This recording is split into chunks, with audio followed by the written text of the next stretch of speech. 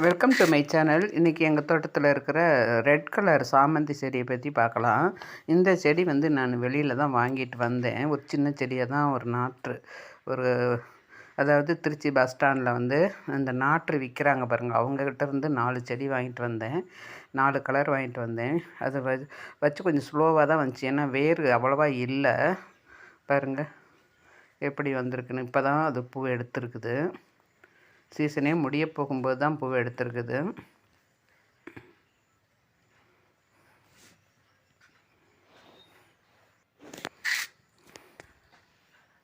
இந்த திருச்சி மெயின்காட் கேட்டில் வந்து இந்த பஸ் ஸ்டாண்டு உள்ளுக்கு வந்து ஒரு லேடி விற்றுட்ருக்குறாங்க. ஆனால் இப்போ நம்பி வாங்கவும் கொஞ்சம் பயமாக தான் இருந்துச்சு. நிறைய செடி வச்சுருந்தாங்க. இந்த செடியை நான் வாங்கிட்டு வந்து வச்சேன். ஓகே, ஓரளவுக்கு வந்துடுச்சு. இங்கே பாருங்க, நல்லா பொத்துருக்குது. கலர் வந்து ரொம்ப எனக்கு அது பூவை காட்டும்போது இந்த கலர் ரொம்ப பிடிச்சிருந்துச்சு. ஸோ இதை வாங்கினேன். அவ்வளோ அழகாக இருக்குது பாருங்கள்.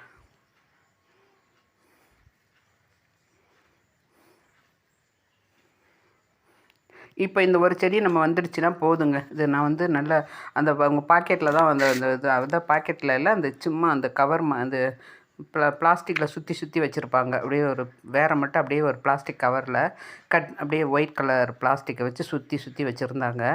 அது வந்து எனக்கு ஒரு மாதிரி பயமாக தான் இருந்துச்சு. இருந்தாலும் சரி, விலை கம்மியாக இருந்தனால நான் வாங்கிட்டேன். இது பாருங்கள், கொண்டு வந்து அந்த செடியை 2 நாள் அப்படியே நான் வச்சு நிழல்லையே வச்சுருந்தேன். அதாவது கோகோ பிட்டு, மண்புழு உரம், அப்புறம் ஆட்டு சாணம், ஆட்டு எருவு, மண் எல்லாம் போட்டு வச்சு நிழலில் ஒரு 2-3 நாள் அப்படியே இருந்துச்சு.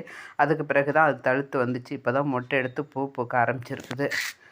அழகாக இருக்குது பாருங்கள். ஆனால் இனி வந்து இது பிக்கப் ஆகிடுச்சின்னு வச்சுக்கோங்களேன். இதில் வந்து நம்ம நிறைய செடி எடுத்துடலாம்.